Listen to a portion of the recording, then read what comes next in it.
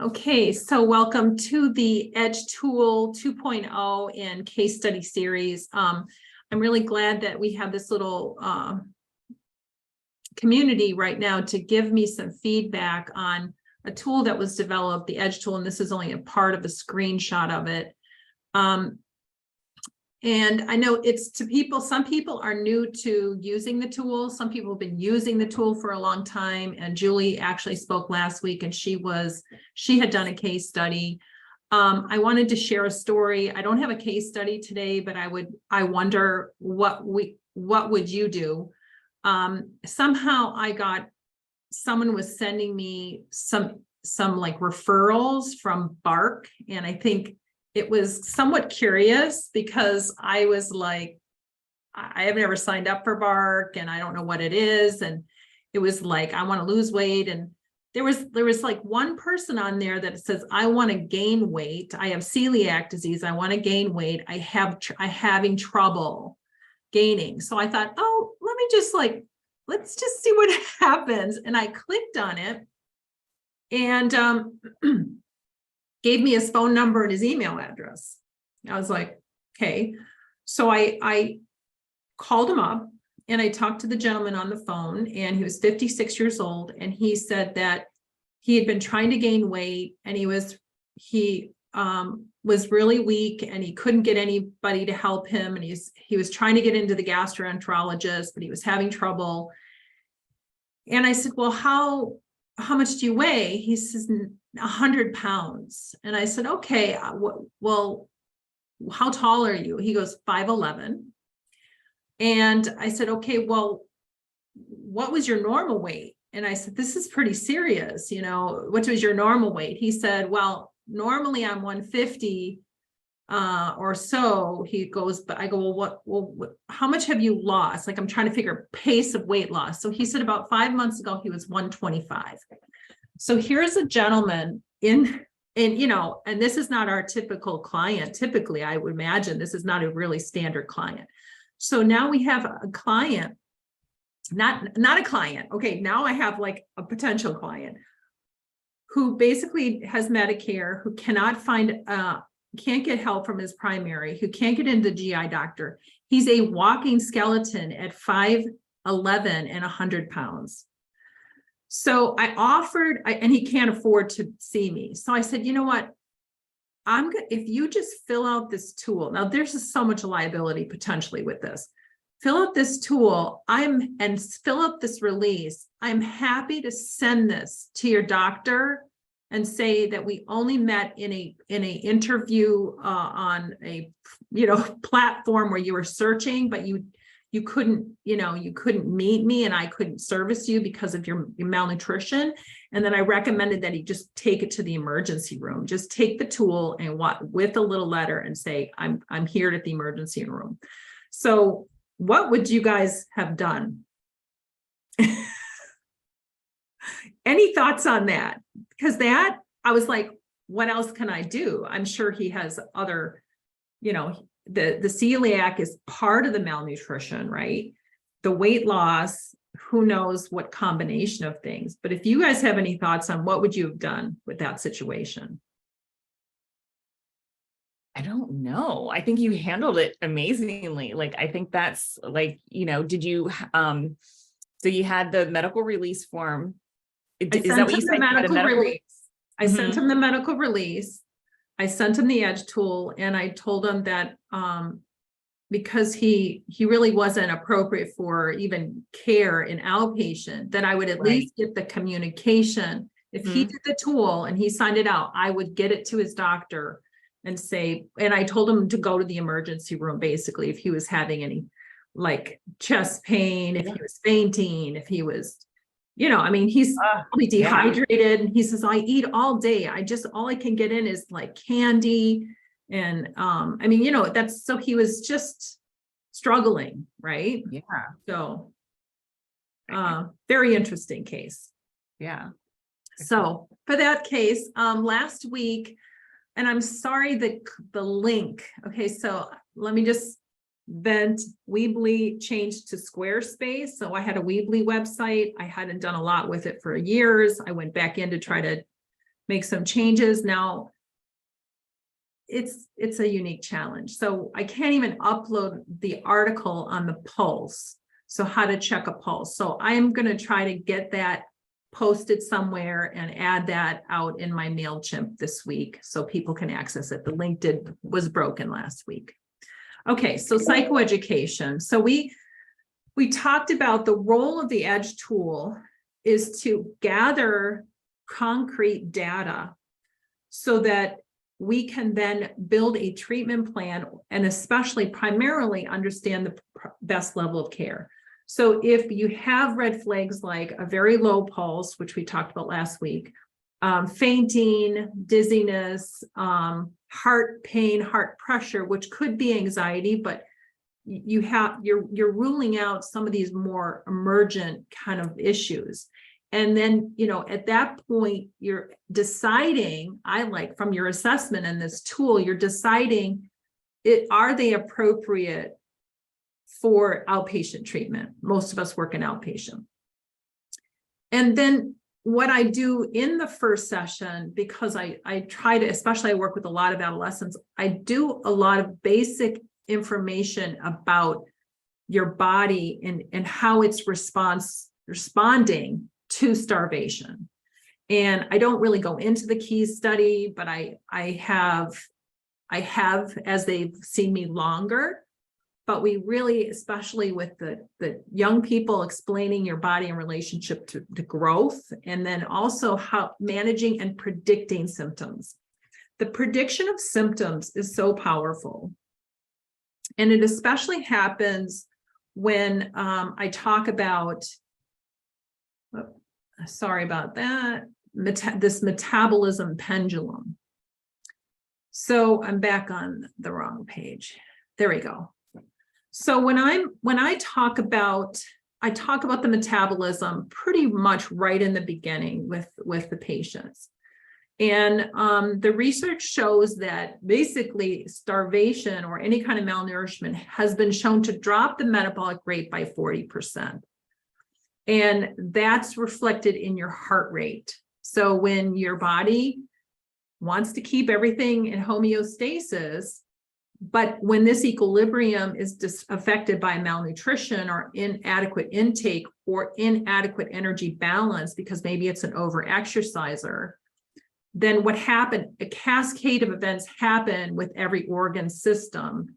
And the body's attempt to keep everything in balance is to down-regulate your digestion, down-regulate your metabolism that impacts your brain. It downregulates, it turns off non-essential systems like your menstrual cycle. So it downregulates to preserve function. So the predicting of the symptom especially is helpful when you talk about re-nourishment and then how the body can swing over to hypermetabolic. So I mentioned last week that the pulse, taking the pulse the first few weeks, helps me explain metabolism. So let's say their pulse is like 58 to 60. They start refeeding. The next week they come in, their pulse is like 64. Okay. And the next week it's like 68. But the weight is sort of hanging there. Like maybe it's down a half pound the first week, it's up a half pound the second week. But you can say, I can tell by the pulse, your metabolism is trying to kick back in. So we really need to add more nutrition for a metabolic addition and a nutritional kind of restoration so that we can get your body running. Now, what's going to happen, it's like a pendulum. It's going to swing your metabolic rate super high. So don't be surprised if you wake up in the middle of the night sweating. Don't be surprised if you have, all of a sudden you ate and you're doing better with your eating and then you finish eating and then you're hungry right after you finish eating.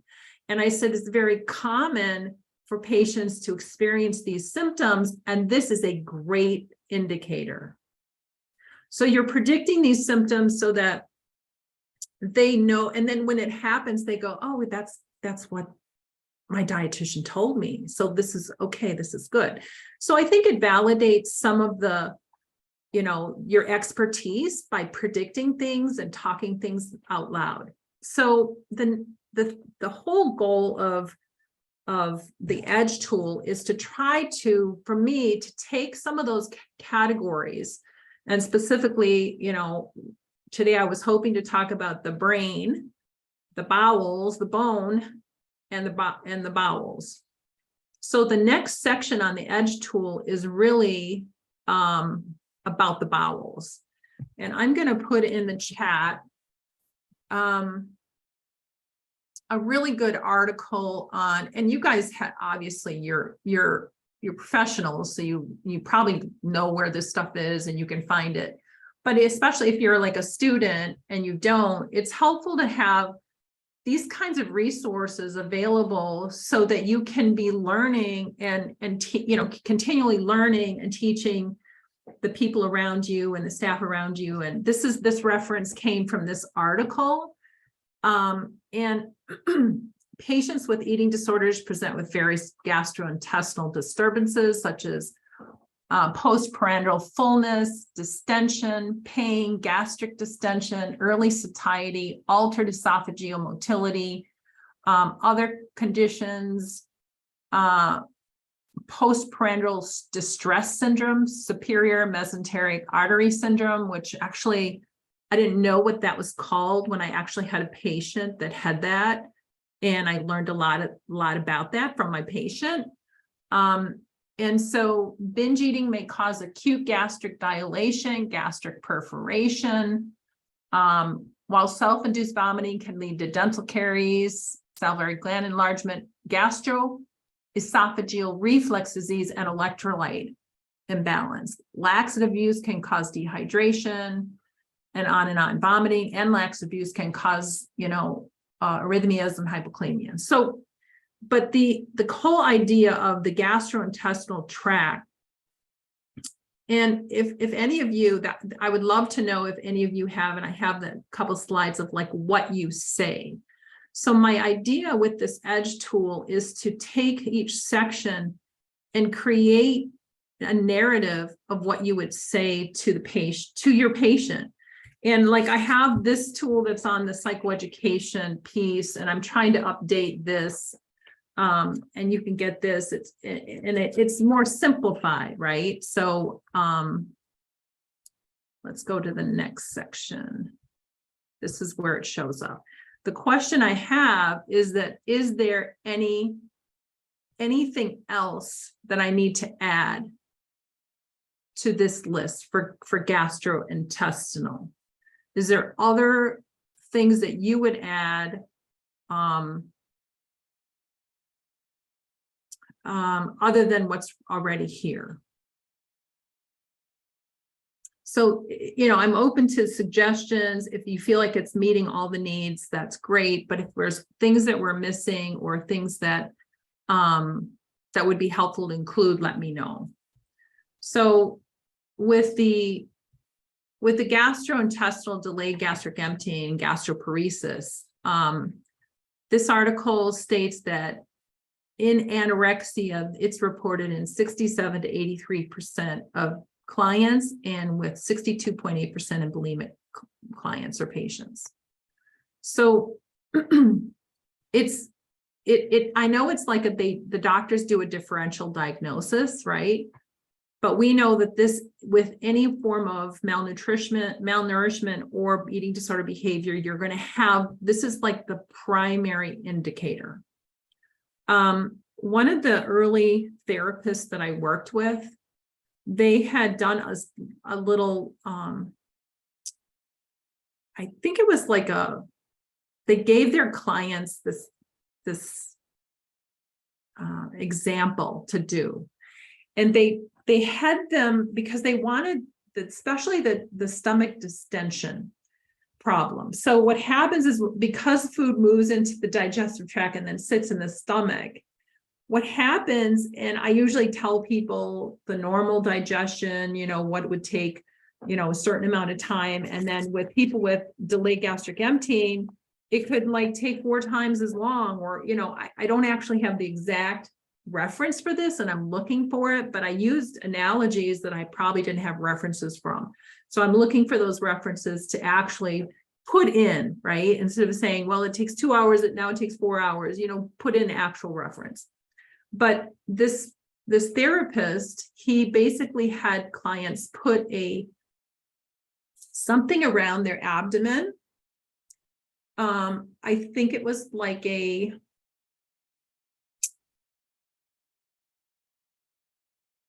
don't know what it was, if it was a postage stamp or something on their abdomen. And then when they felt distended, it would actually come off. And they would show some odd thing, but it was show them that it would like come back down. It's like he wanted them to understand that this was normal. During a time of malnourishment, your body is not running, your digestion's not running, your digestive tract's on vacation trying to preserve energy. So you're going to hold food in your stomach longer, and it's going to look, that's expected. Until we start moving the metabolic rate back to normal, you're going to have a distended stomach. Now, I also know during refeeding, that's where the weight comes on, is the central area. And it doesn't actually redistribute for months after normalized eating. So the early distension is different than the weight restoration piece. So I don't even know if it's helpful to even bring up that, but those are 2 points that I remember talking to my patients about that is normal. Like you'll have some stomach distension. You will feel full right after meals because food is just sitting in your stomach. And the constipation. So who does like ask very detailed things about their bowel movements and frequency, how it looks? Who does that, and what do they do? What kind of tips can you give us on that section, if we have to expand or just give dietitians a better narrative about constipation? Yeah, I ask about that. And this is something that kind of runs in my family too. So I'm very familiar with all of the different ways that constipation can be indicated besides just not having a bowel movement, which is obviously, it becomes obvious when people aren't having bowel movements. But, you know, I ask, do they feel like they need to go more but can't, you know, so like feeling like it's incomplete. I ask, do they, is it difficult to go? Is it painful to go? And then I ask what the actual poop is like. And I tell them, I'm just like, okay, we're gonna have a conversation about poop. And that, you know, is it little balls in the bottom of the toilet? Is, you know, and just kind of getting an idea of what the consistency is like. And so anything that's not just like a few pieces of fecal matter in the toilet is kind of going to be an indicator that there could be constipation or diarrhea if it's very loose or watery, or it, you know, floats on the top in like a layer, you know, that type of thing. So I want to ask about that too. And then asking how often. Every other day can be normal as long as there aren't any struggles or feeling of incomplete. But typically, especially with our disordered eating clients, we're finding that they're feeling like it's incomplete. Another sign of constipation can be going multiple times a day, just small amounts, right? Like that it's not really bulking up in the large intestine and coming out as a good bowel movement because things are moving very slowly. So all those things, and that, I don't think it needs to be on the form necessarily, but that is a good point, Melanie, to make like maybe a script for the dietitians, you know, kind of the clinical handout to go along with it. And the only other digestive symptom that you could add is heartburn. Because that one's not on here. I mean, the delayed gastric emptying, but you know, like that would be a symptom that a client or patient might indicate. And other than that, it looks pretty good. So hopefully that's helpful. Would you consider reflux heartburn? Yes. And you could list it that way, heartburn / reflux. Reflux. Okay. Yeah. Okay. and people experience it different ways, right? Like some people will say it's a burning in their chest, and other people will say they're burping up acid in their throat, or so it just kind of depends on the person. And some people can isolate it to specific foods, but again, with a lot of our disordered eating clients, sometimes they just feel that after meals, and it oftentimes is that delayed gastric emptying or the gastroparesis type of thing going on. So we have to just maybe decrease the volume of a meal or something like that. But yeah, that's the only symptom that I could think of that's not covered by the other things that you listed. Okay. And then, especially, I don't want to have it so narrow that it only addresses anorexia or malnutrition, but that it can also pick up the consequences of binging, purging, vomiting, things like that. Yeah, which that reflux symptom is really common too, right? With the, self-induced vomiting or binge behaviors. Right.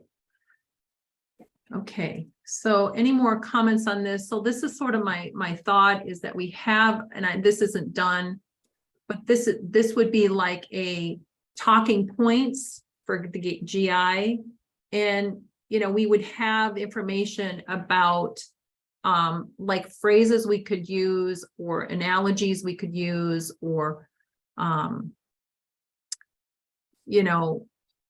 helpful things for clinicians to say or understand. And then the other thing, as I wrote on this one page, is nutritional intervention, which, we're all dietitians. Increase calorie density, use caloric beverages like liquid nutritional drinks, use balanced eating patterns. And then what do you guys think about probiotics? I was always a big proponent in the beginning stages because I thought if anything helps.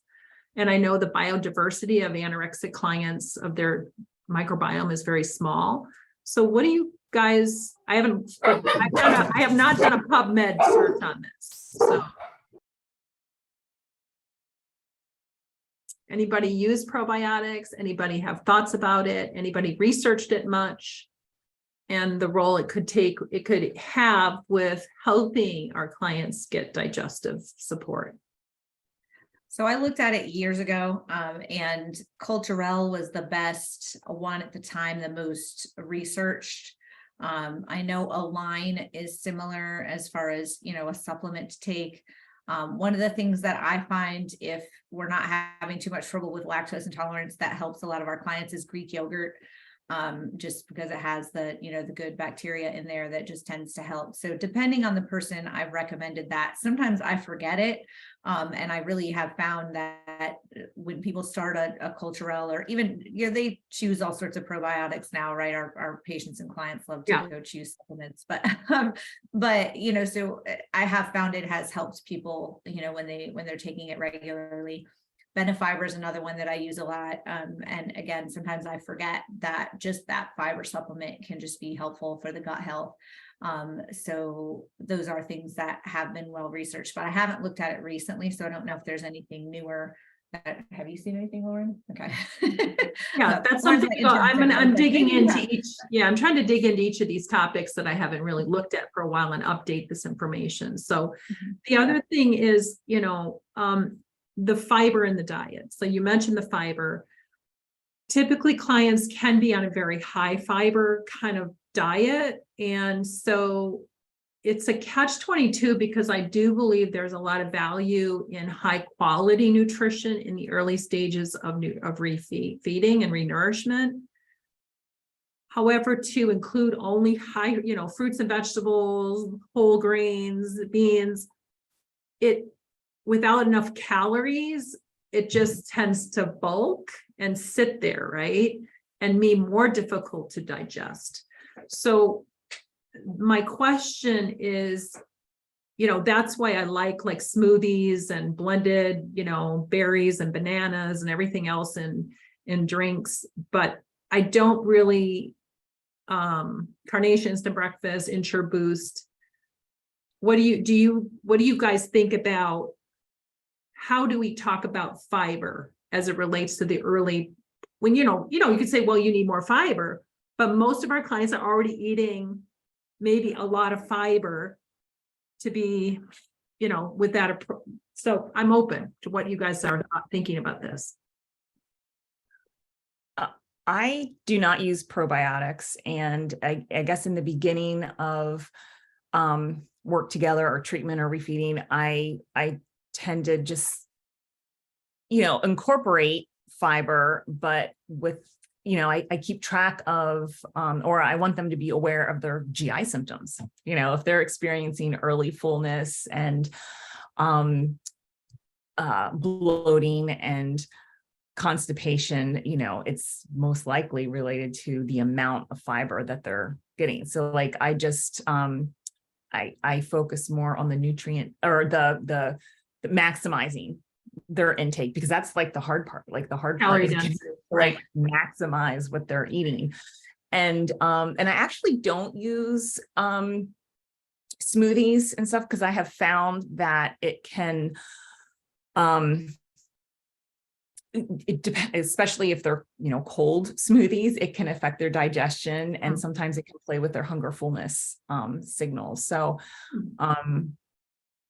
so I just take the approach of like the, you know, I incorporate fruits and vegetables, but just in smaller amounts. Anybody else? Thank you.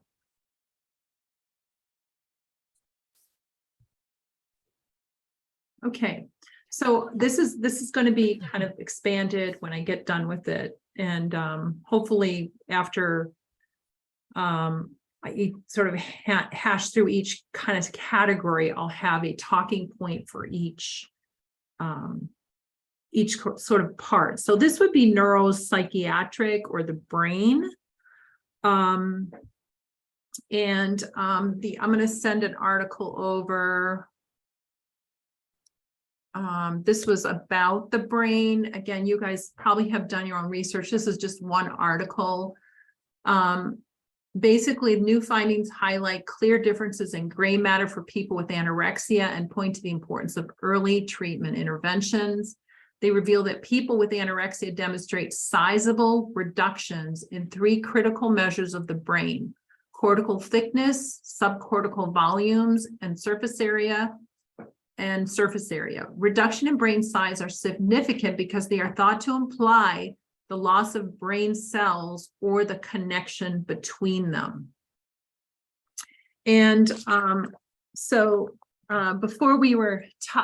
the call, Eileen and I, my little my partner in crime, Eileen's on the call, we were checking a reference from, and many of you know Dr. Gaudiani and her book Sick Enough, and that's a very good reference. So she scripted out basically: a starved brain is rigid, fearful, and anxious.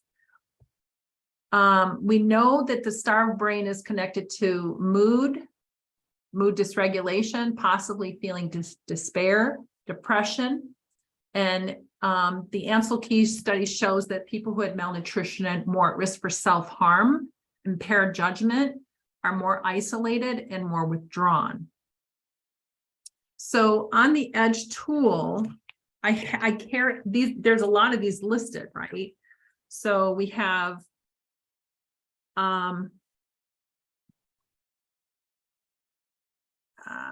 let's see here. So we have poor concentration, memory loss, cannot sleep at night, depression, anxiety, obsessive behavior, obsessive thoughts. And so any other in memory, I think, do I have memory? Yeah, memory loss. So any other thoughts on different indicators that could be added to this EDGE tool that we're missing because of the relationship to the brain?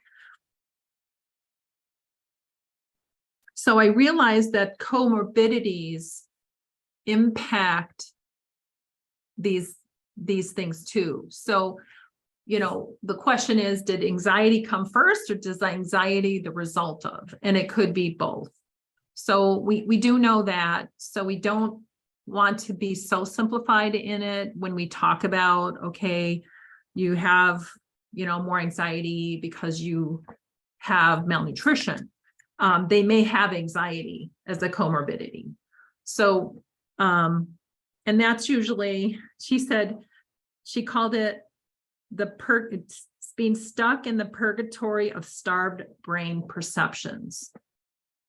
So these are really strong words, but I think this speaks to our clients and what, where they're at and how we can talk to them about what they're going through and then validate what they're going through.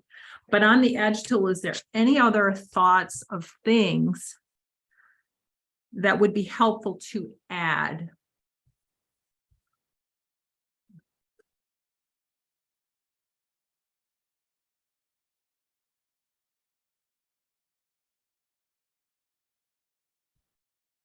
See if I can pull this down. I don't think I'll be able to pull it down. So we have poor concentration, memory loss, cannot sleep at night, anxiety, depression, obsessive behaviors, obsessive thoughts, overconcern with weight and shape.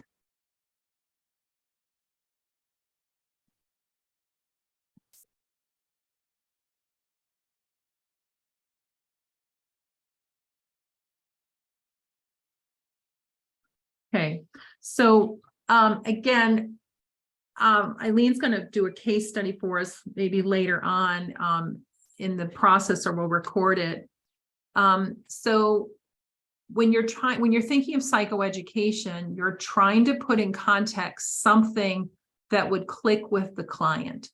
So one client who is really focused on their studies and really, wants to get good grades and does get good grades, may be more motivated by you talking about the fact that, studies show that when you're malnourished, your brain shrinks, that you lose brain cells or brain connection. So I know, does that concept may actually help them move into motivation. Whether or not they can actually do it is one thing, but it may help them move into motivation. So that's why, again, psychoeducation with these concepts, taking what's actually happening to them, and then educating them about their body and what the adaptive response is. And the other thing is that the metabolism concept is that the metabolism is slowed down. So the blood flow to the brain is also less. And that is related as well. And then the nutrition intervention piece for the dietitians, obviously restoration of weight is the most conservative approach to treating depression. Support a balanced diet with adequate fats, support higher fat higher fat dairy choices, nuts, cooking with oils, use of salad dressings, use food for optimal rule out comorbidity after nourished. And I wrote foods for optimal gene expression. I must have been really into something when I wrote that. So anyways, I'm not sure if that's appropriate to say now, but we do know that genes are in malnutrition, gene expression does happen. So that might mean quality nutrition. And that's one thing I had a difficulty with in the beginning of using very, very high calorie diets. So especially with young boys needing we were close to like 8,000 with one boy, and his mom was doing all the food, and to get the quality with that many calories without just being as many high calorie foods as you can find without having like the phytochemicals and things like that. So I wonder what is everybody's thoughts about this as you try to create huge meal plans and still preserve some diet quality, and having the diet quality that might be necessary, even though you're having to use foods that are, I use any food that I could to get people to help restore their health and weight. But I always wondered in my heart, like, what else could I have been doing to increase the diet quality at the same time?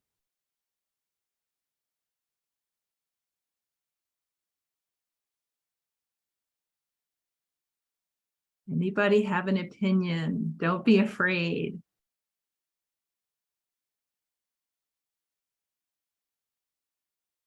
I don't really know. I just kind of it depends on the person, like depending on, because, I of course, like promote all foods fit and like, neutralizing the food. So I don't focus necessarily on, I don't know. I focus on the, like I said before, like just maximizing intake, like, what is the person willing to eat? Right. And then as time goes on and weight is restored, then I kind of move into, like, I guess, again, I kind of take the cue from them, depending on the person. If they're looking for more nutrient dense foods to rely on, we kind of explore that. But then for some clients I'm thinking of in particular, they haven't had some of these other foods in such a long time that they're so excited to be able to eat like whatever, gummy Right. bears. And yeah, and I just take it from them. That was totally my philosophy, but I had gotten some criticism in and out of my practice about, why are you letting them use Pop-Tarts? I'm like, it's very calorically dense. I mean, they can get it down. They can get the calories in. It's like, I don't have an opinion, about, and then yet in the same breath, I was like, well, how can we get more diet quality in? So that's always been in the back of my mind. And I thought I'd bring it up with this group, even though it's been a while. Now I got a request to send the first link again, from some, and I got it. Julie sent it to me. Oh, she did. Okay. Yes, thank you. I just copied and pasted it. Okay.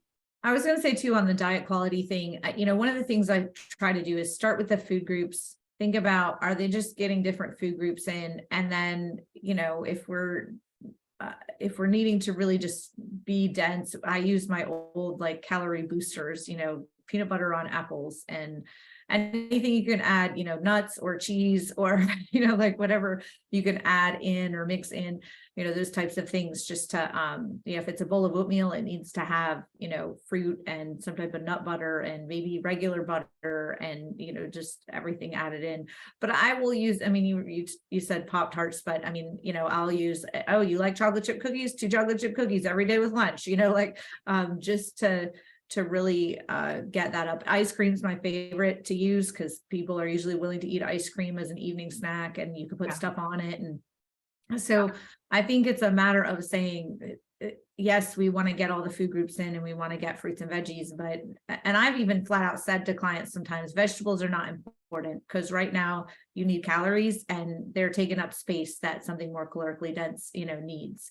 So you want to put lettuce on your sandwich, fine. But, so I think just trying to think about the food groups and getting what we can, but remembering what the goal is right then. And that later on, we'll work more on, making sure we get things a little more balanced kind of thing. So Excellent. I think, Melanie, it's good to self-reflect, but I think give yourself permission to just like, it's okay to use these things that will have this bad perception. Yeah. I mean, because I'm, after the sabbatical, and just coming back, it's like, well, what has anything changed? You start questioning your gut, right? Which you've done for like decades, right? The approach you've done for decades, and you question it and you're just like, okay. And anyway, so that's that. Thank you for validating, very helpful. And this has been a little supervision for me actually. So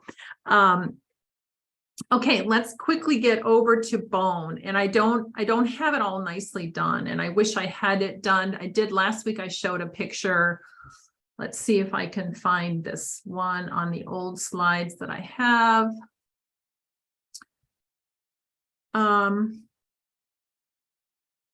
So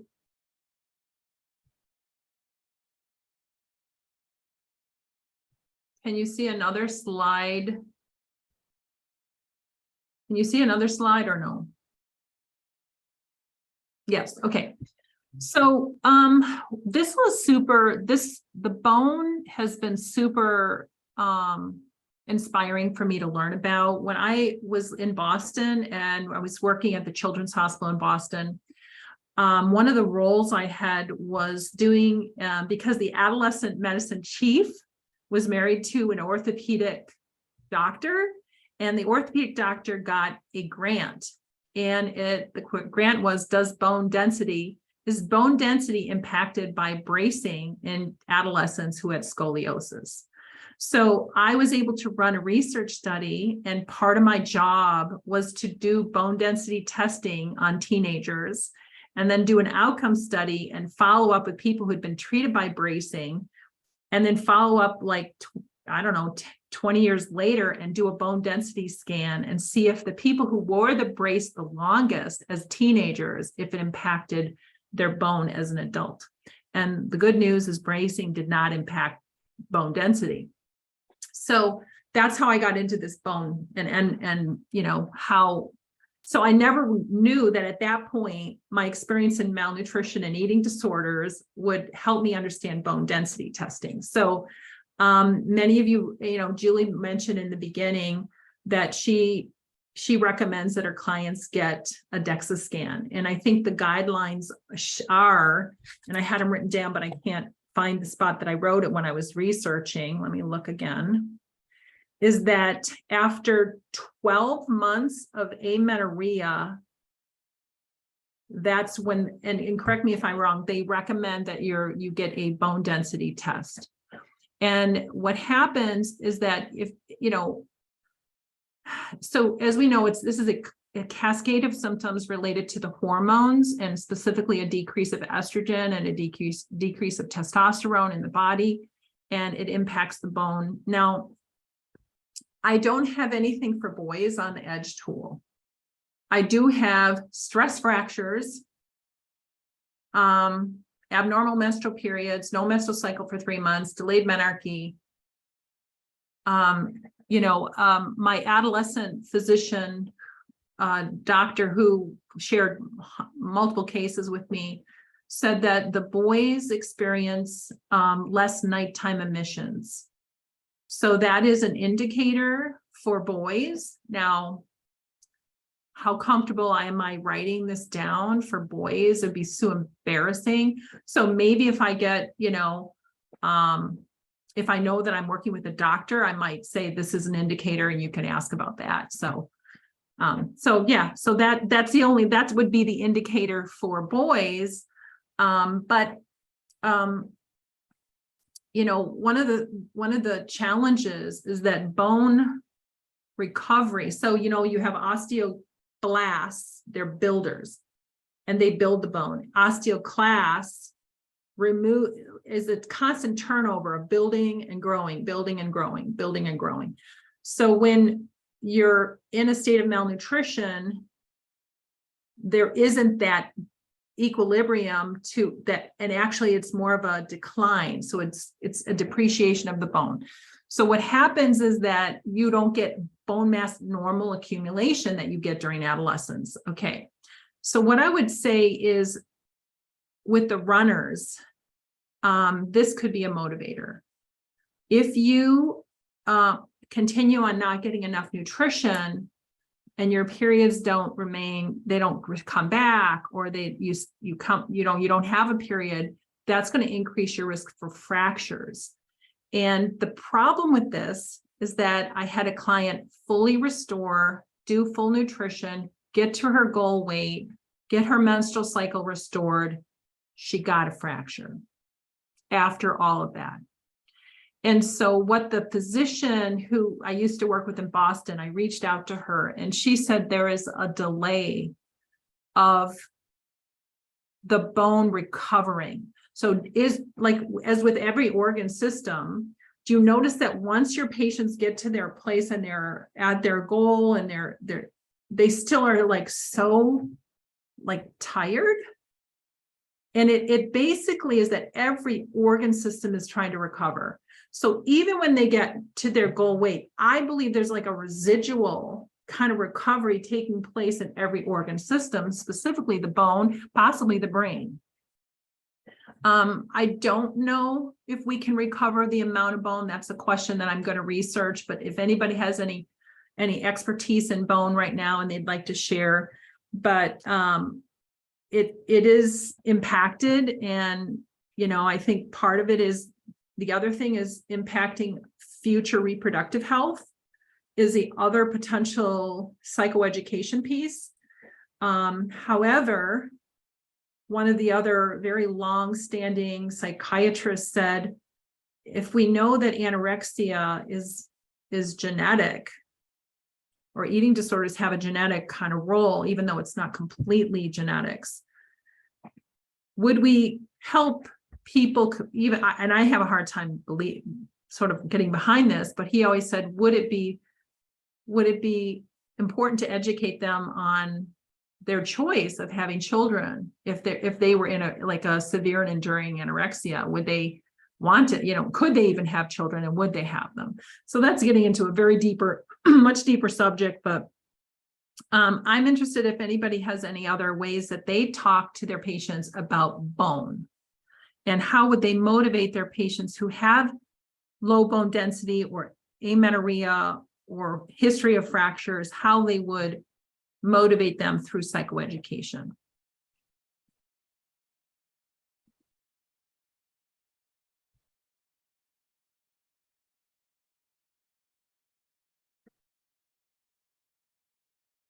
So the first case study that I did, that I accidentally used the patient's name, she was able to restore, she had primary amenorrhea, which she didn't have her menstrual cycle by the age of 15.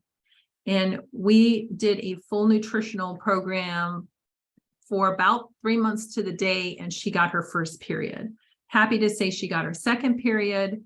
Next month, I'll know if she has her third period. And then, as you well know, most patients feel when they get their first period, they have arrived. So it's very easy to lose them a bit, and then they go backwards. So one of the things I would suggest is predicting that it's often important after you get your first period to continue to gain an additional 5 pounds. So I put that out there. I did have a reference on that. So I will look for that and try to get that into, you know, the dietitian kind of cheat sheet, if it were me. And nutrition or intervention for weight restoration is what the nutritional intervention should be: a balanced hypercaloric diet with 30% or more fat, adequate calcium, vitamin D, vitamin K, zinc for low testosterone in males.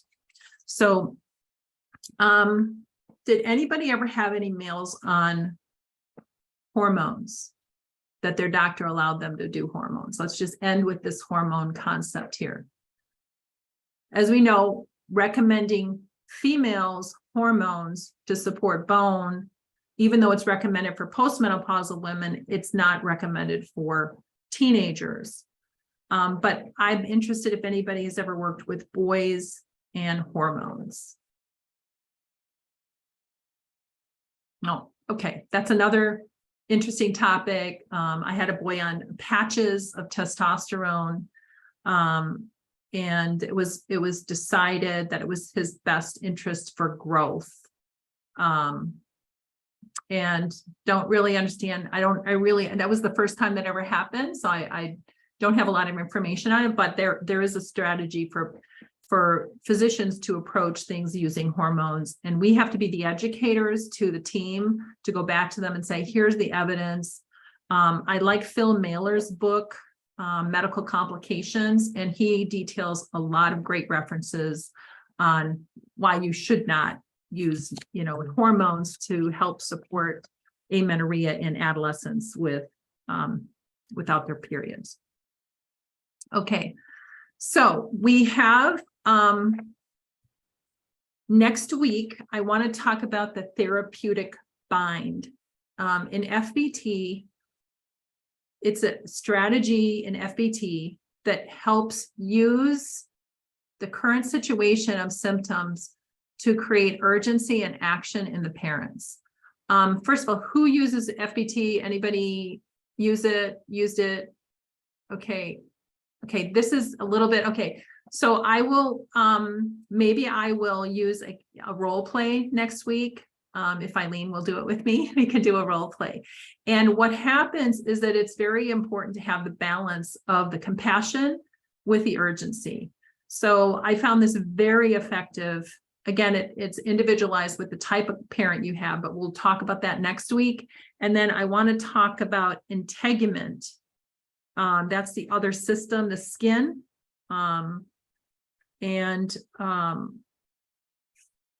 If I have any more references on bone, I'll have a little more time to get my stuff together this week. And yeah, I'm excited to continue to revamp that EDGE tool.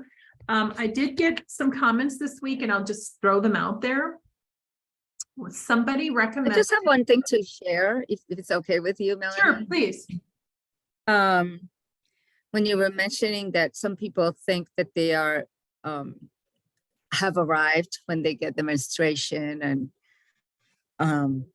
or they have gained even the weight. I just recently attended a conference, and they gave a timeline for symptoms recovery that I'd like to share.